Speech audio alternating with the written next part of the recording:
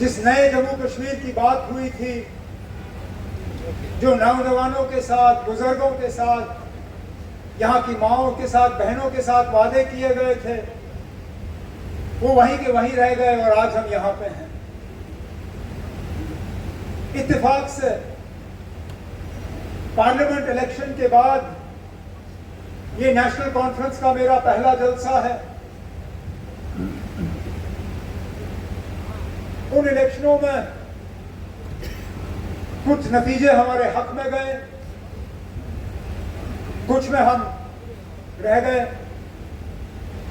लेकिन कम से कम उन इलेक्शनों में हमें अपनी ताकतों का और अपनी कमजोरियों का एहसास दिलवाया। और शायद ये एहसास भी जम्मू कश्मीर के लोगों को और खासकर यहाँ के हुक्मरानों को मिल गया है कि इस असेंबली इलेक्शन के बाद अगर किसी एक पार्टी की कामयाबी होगी, वो जम्मू कश्मीर नेशनल कॉन्फ्रेंस की कामयाबी होगी। सबसे ज्यादा वोट हमारे, सबसे ज्यादा सीटें हमारी, इस बात के बावजूद कि हमने जम्मू से कैंडिडेट उठाया नहीं, उधमपुर से कैंडिडेट उठाया नहीं, बारामूला की सीट में एक अजीब सी हवा चली, वहां पे भी हमारे उम्मीदवार असेंबली लेवल पे कुछ खास दिखा नहीं सके।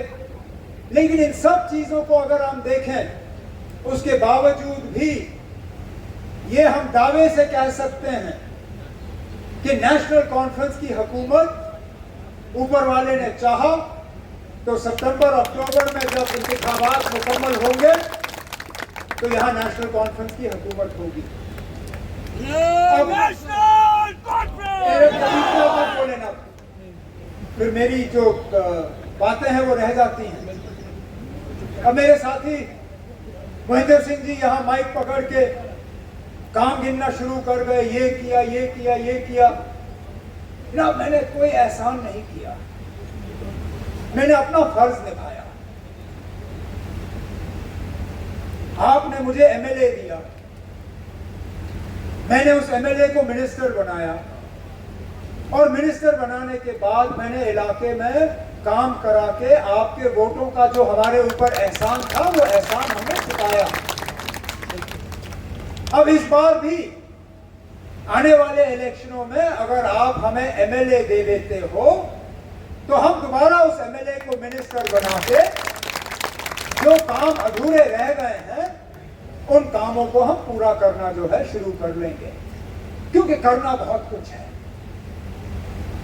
मुझे अफसोस होता है जब मैं यहाँ के हालात देखता हूँ जम्मू कश्मीर के, जब मैं विजयपुर, बूढ़ा सराथिया के हालात देखता हूँ, जब मैं यहाँ के नौजवानों के चेहरों पे मायूसी देखता हूँ।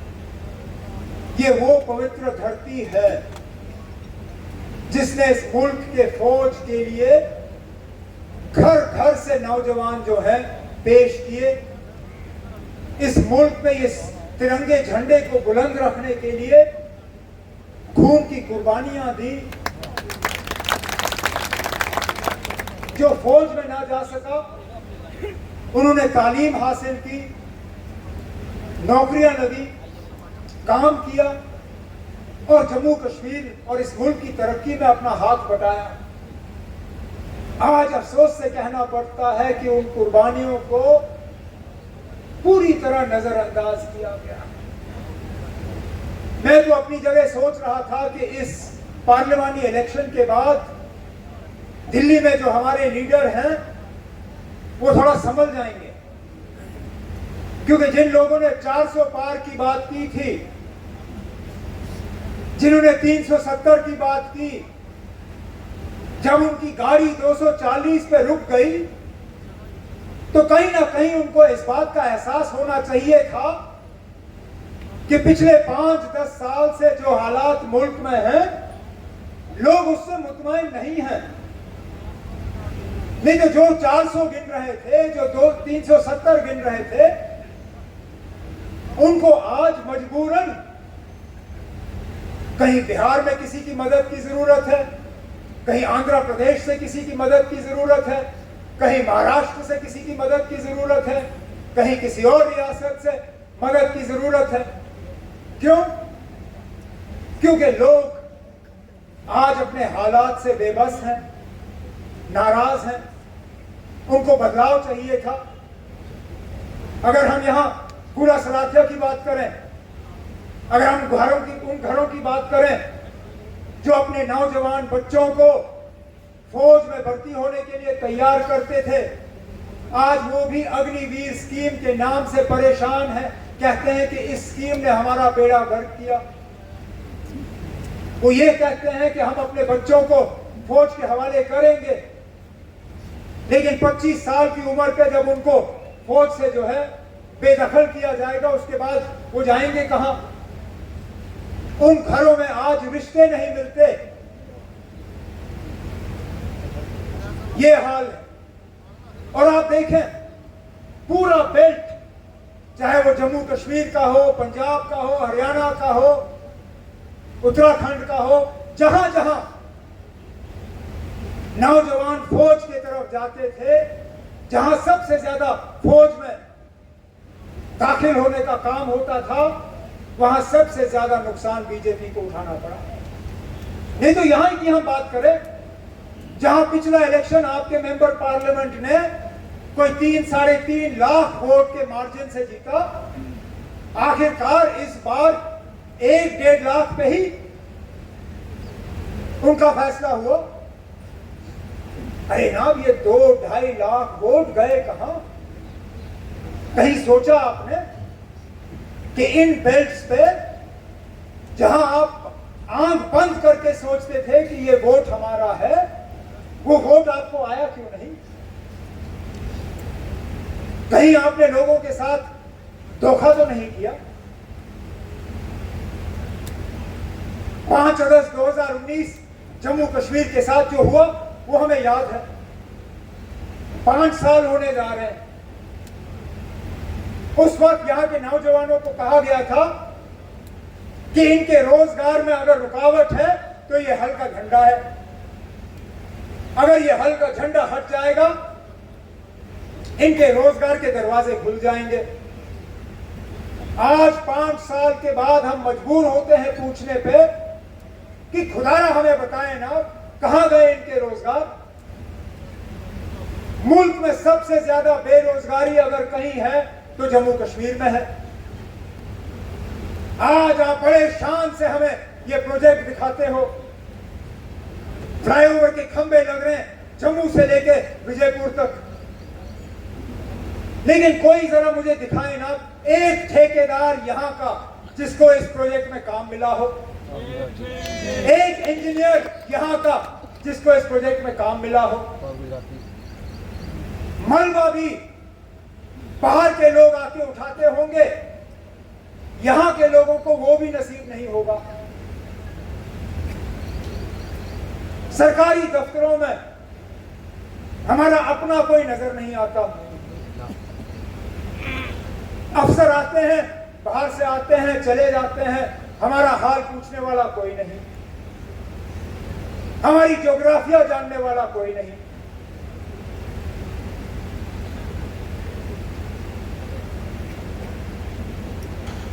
सही फरमाया मेरे साथी ने। हमने डेली वेजरों के लिए बना बनाया उनके रेगुलराइजेशन का प्रोग्राम तैयार किया था। पहले तो हमें वक्त लगा नंबर तय करने पे कि हैं कितने, क्योंकि इसमें भी हम चाहते नहीं थे कि कहीं घपला हो, कहीं ऐसा ना हो कि जिसका असली इस पे हक है वो रह जाए और कोई फ्रॉड करके निकल आए। तो कमिटी बिठा के हमने पहले तय किया कि हैं कितने, उसके बाद उनको रेगुलराइज करने का हमने स्कीम तैयार किया। बदकिस्मती से ऊपर वाले को उस वक्त मंजूर नहीं था। ऐसी बारिश आई, आपको याद है 2014 में क्या सैलाब आया।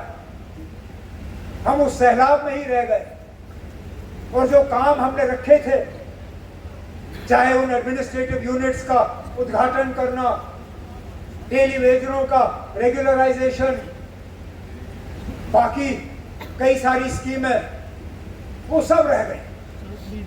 लेकिन मैं आज अपने साथियों को यकीन दिलाना चाहता हूं, मंशूर में, मैनिफेस्टो में इसका जिक्र जरूर होगा, और जब नेशनल कॉन्फ्रेंस की हुकूमत बनेगी इनके रेगुलराइजेशन का काम हम जल्द से जल्द उठाएंगे, हम इंतजार नहीं करेंगे।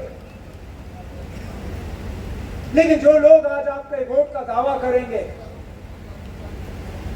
जो यहां मजहब के बुनियाद पे लोगों को तकसीम करने की कोशिश करेंगे, इलाके की बुनियाद पे यहां लड़वाने की कोशिश करेंगे, झूठ और धोखा देके यहां आपसे वोट हासिल करने की कोशिश करेंगे, उनसे मैं पूछता हूं, चले हमें तो गए हुए 10 साल हो गए। मैंने जनवरी 2015 में हुकूमत छोड़ी, अब तो जुलाई 2024 है। आप जरा बताएं ना, अब इन 10 सालों में यहां के लोगों को बेहतरी क्या मिली? जगह जगह मीटर लगे, बिजली कहीं नहीं, लेकिन मीटर आपके घर में लगे, और मीटर भी ऐसे तूफान के, हर महीने कोई नया मीटर। पहले कहा मीटर लगाओ 24 घंटे बिजली मिलेगी, आप लोगों ने कहा चलो आप लगाओ मीटर। फिर कहा आप डिजिटल मीटर लगाओ, इससे और फर्क आएगा।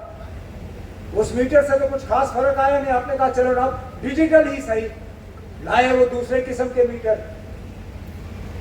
हफ्ता नहीं हुआ ये लोग आए, कहा ये डिजिटल इतना नहीं है, आप स्मार्ट मीटर लाओ। और स्मार्ट मीटर भी ऐसा गजब का, मोबाइल फोन की तरह, पहले इसमें पैसा भरो, फिर चाहे बिजली हो ना हो उसमें से आहिस्ता आहिस्ता आहिस्ता आहिस्ता पैसा निकलना शुरू हो जाता है।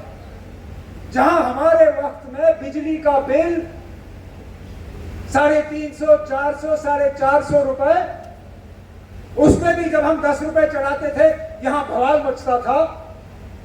आज कम से कम महीने में बिजली का बिल 1650 रुपए। गैस की सिलेंडर की हालत आप सबको मालूम है, बड़े जोर और शोर से यहां वो चूल्हे बांटे गए,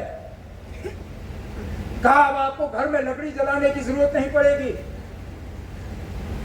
वजीर आजम साहब की तरफ से ये चूल्हा आपको मुफ्त, चूल्हा तो आपको दिया, लेकिन ये बताना भूल गए कि इसके साथ सिलेंडर आपको खरीदना पड़ेगा, और हर महीने सिलेंडर की हम कीमत बढ़ाते रहेंगे।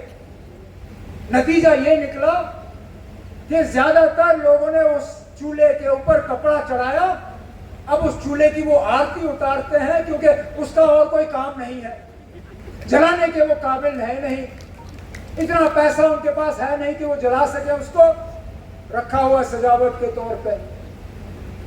आज पानी के मीटर, साफ पीने का पानी मुहैया नहीं होता, वाटर सप्लाई की स्कीम चलती नहीं, लेकिन पानी का मीटर अब आपके घरों पे ये लगाना शुरू कर रहे हैं। प्रॉपर्टी टैक्स, कूड़ा कचरा उठाएंगे नहीं, सड़क पे काम होगा नहीं, आपके गली कोचे जो है वो साफ होंगे नहीं, लेकिन गांव गांव में अब ये कहते हैं हम प्रॉपर्टी टैक्स लगाने का काम करेंगे।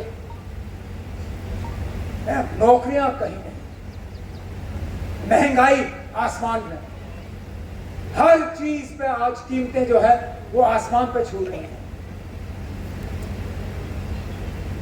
ठेके बाहर वालों को, रोजगार बाहर वालों को, बैंक का लोन बाहर वालों को, लेकिन जब टैक्स चढ़ाना पड़ता है तो आप पे, जब कीमतें चढ़ानी पड़ती हैं तो आप पे, जब मीटर लगाना पड़ता है तो आपका, जब पानी पे कीमत बढ़ानी होती है तो आपका, तो इंसाफ का। चलिए आप तरक्की दे नहीं सके, कम से कम हमारी हिफाजत तो करते। मैं दावे से कहता हूं वो इलाके जिनको हमने मिलिटेंसी से पूरा साफ किया हुआ था अपने दौर में, आज उनकी हालत देखिए, देखिए कहां कहां हमले हो रहे हैं। हमारे बहादुर सिपाहियों से उनकी जानों की कुर्बानियां ली जा रही हैं, और ये लोग कस से मस नहीं। आखिरकार क्या लापरवाही हुई? कठुआ से लेके रियासी, रजौरी से लेके डोडा, शायद ही कोई दिन जहां पे हमें फौज के ऊपर हमले की खबर नहीं आती। और फिर कुछ लोग कहते ना हालात बिगड़ रहे हैं, इलेक्शन नहीं होने चाहिए। नहीं, अब क्या हो गया आपको? इतनी कमजोरी आ गई है क्या? इतने हालात बिगड़ गए हैं? हमने 96 में इलेक्शन कराए। इतना तो हमें मान के चलना होगा कि आज और 96 में हालात का तो जमीन आसमान का फर्क है। जो लोग इन हमलों के बाद कहते हैं इलेक्शन नहीं हो सकते, क्या उनका यह कहना है कि हम इन बंदूक वालों के सामने झुके, हार माने? क्या हम अपने बहादुर सैनिक के जो अफसर और जवान हैं उनकी कुर्बानियों को पूरी तरह नजरअंदाज करें? अपने दुश्मनों को कहें कि आप हमला करो, हम आपके सामने लेट जाते हैं? हमें हिम्मत से इन ताकतों का मुकाबला करना होगा, लेकिन इन लोगों से नहीं होगा। इन लोगों ने साबित किया है 5 साल 2019 के बाद आज जम्मू के आप हालात देख रहे हो। कोई इलाका ऐसा नहीं है जहां मिलिटेंसी का आज खतरा नहीं है। याद करिए हमने किन हालात में जम्मू इनके हवाले किया था और आज जम्मू के क्या हालात हैं। इन सब चीजों का आपको जवाब देने का मौका मिलेगा इनको पुरअमन तरीके से, सिर्फ और सिर्फ एक उंगली का इस्तेमाल करके, जब आप बटन दबा के अपना फैसला सुनाओगे। अब यहां हमारे कुछ साथी ऐसे थे जिनको लगता था कि उनके बिना हमारी तंजीम ही नहीं है। उन्होंने बड़ी कोशिश की कि आज का ये प्रोग्राम ना हो, बड़ी कोशिश।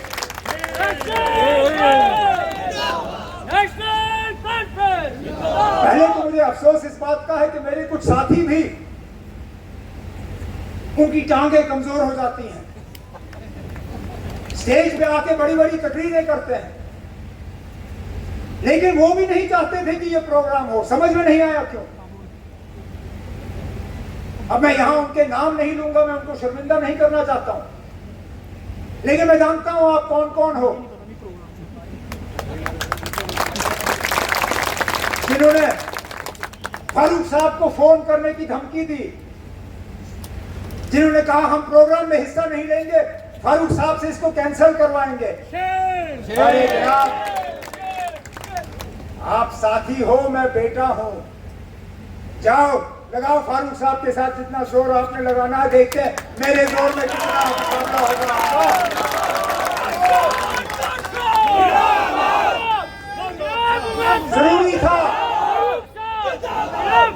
जरूरी था यहां पे प्रोग्राम करना, क्योंकि मैं साबित करना चाहता था कि हमारी तंजीम में सब लोग खुदगर्ज नहीं है। बेशक कुछ लोग अपनी दुकानों को बचाने गए, कुछ लोग अपने होटलों को खुलवाने गए, कुछ लोग अपने नासाज जो जमीन के कब्जे को बचाने गए, और कुछ लोगों ने डिलिमिटेशन में अपने नक्शे बचाने की कोशिश में यहां से चले गए। जाओ, लेकिन ये कभी नहीं सोचना कि आपके जाने का मतलब यह हुआ कि हमारी तंजीम नहीं रही। आज आपने पूरी हुकूमत का जोर लगाया, आज आपने हमारी गाड़ियां रुकवाई, जगह जगह लोगों की तलाशियां करवाई, यहां तक कि कल शाम को 5 बजे तक आपने इस प्रोग्राम की इजाजत भी नहीं दी हमें।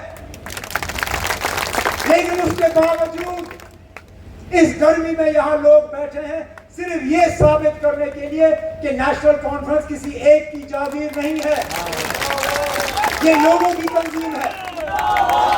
ये नेशनल कॉन्फ्रेंस के वर्करों की तंजीम है, ये नेशनल कॉन्फ्रेंस के इन सिपाहियों की तंजीम है। और जब तक ऐसे सिपाही नेशनल कॉन्फ्रेंस में हो, नेशनल कॉन्फ्रेंस के झंडे को कोई यहां से मिटा नहीं सकता। तो इस यकीन के साथ कि इलेक्शन से पहले दोबारा आपसे मुलाकात का मौका जरूर मिलेगा,